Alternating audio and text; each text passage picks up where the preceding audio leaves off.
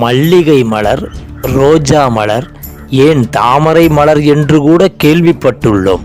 ஆனால் சிண்டு மலர் என்று உண்டு தெரியுமா? முழுக்க முழுக்க திராவிட இனத்திற்கு, குறிப்பாய் தமிழினத்திற்கு ஏதாவது ஒரு வகையில் குடைச்சல் தருவதையே ஈனப்பிழைப்பாய் வைத்துள்ள மலர்தான் சிண்டு மலர்.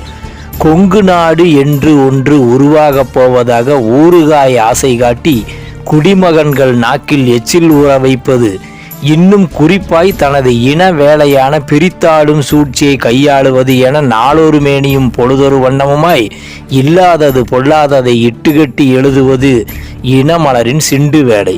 சுருக்கமாக ஒரு வரியில் சொன்னால், தினமலர் வாசிக்க அல்ல, தமிழனின் வயிற்றிலடிக்க என பொருள் கொள்ளலாம். ஒரு காலகட்டத்தில் சோவும் சுப்பிரமணிய சாமியும் செய்து வந்த இன வேலையை மிக சுத்தமாக செய்து வருகிறது சுப்பையர் மலர். ஆமாம், இன்று வரை அந்த தினமலர் என்ற தினப்பத்திரிகையின் தலைப்பில் நிறுவனர் பெயரோடு சாதி பெருமையும் இணைந்தே அச்சாகிறது. எப்படித்தான் வெக்கமே இல்லாமல் பெண்மை பேசும் கண்ணம்மா என பெயர் வைத்து பாரதியாரின் படத்தோற்றத்தை போட்டுக்கொள்கிறார்களோ. சாதிகள் இல்லையடி பாப்பா என்ற பாரதிக்கே வெளிச்சம். முன்பொரு சமயத்தில் சன் தொலைக்காட்சி தொடங்கிய காலகட்டம் என நினைக்கிறேன். அந்த தனியார் தொலைக்காட்சியில் பெப்சி உங்கள் சாய்ஸ் என்கிற ஒரு நிகழ்ச்சி வரும். அதில் நேயர்களுக்கு பிடித்த பாடலை கேட்க தொலைபேசி வாயிலாக தன் விருப்பத்தை தெரிவிக்கும் நிகழ்ச்சி அது. நிகழ்ச்சியின் தொகுப்பாளராக இருந்தவர் யார் தெரியுமோ? நம்ம தமிழாத்து பொண்ணு உமாதான்.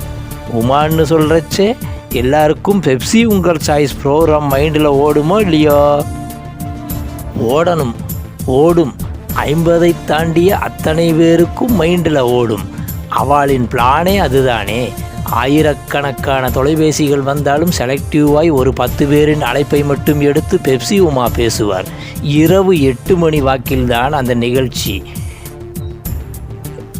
சில சமயங்களில் அழைக்கும் நேயர்களில், நான் 3 நாளாக நைட்டில் உங்களுக்காக ட்ரை பண்ணுறேன், நீங்கள் வரவே மாட்டேங்கிறீங்க லைனில் என்பார் அசடு வழியா. ஓ அப்படியா என ஒரு மயக்க சிரிப்போடு கேனத்தனமாக எதையாவது உணர்வார் உமா.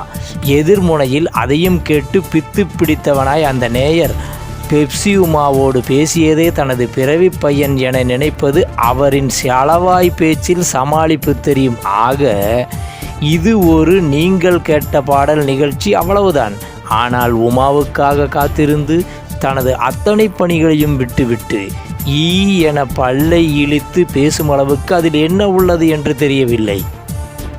அன்றைய நேயர்களுக்கு கேளிக்கை பைத்தியம் பிடித்திருந்தது என்பது உண்மை. இதை எதற்காக இங்கே சொல்கிறோம் என நீங்கள் கேட்கலாம். நியாயமான கேள்விதான். அன்றைய சூழலில் இன்டர்நெட், இமெயில், யூடியூப், வாட்ஸ்அப் போன்ற விஷயங்கள் இல்லை. அன்று தனியார் தொலைக்காட்சியில் வந்த பெப்சி உங்கள் சாய்ஸ் என்கிற தொலைக்காட்சி நிகழ்ச்சி மிகவும் செயற்கையாய், உளவியல் ரீதியாய் கொஞ்சும் குரலை ரசிக்க நேசிக்க மயக்க நேயர்களை ஆர்ப்படுத்தினார்கள் என்பதுதான் உண்மை. அந்த காலகட்டத்தில் அந்த நிகழ்ச்சியை அறிவுபூர்வமாய் கவனித்தவர்களுக்கு தெரியும்.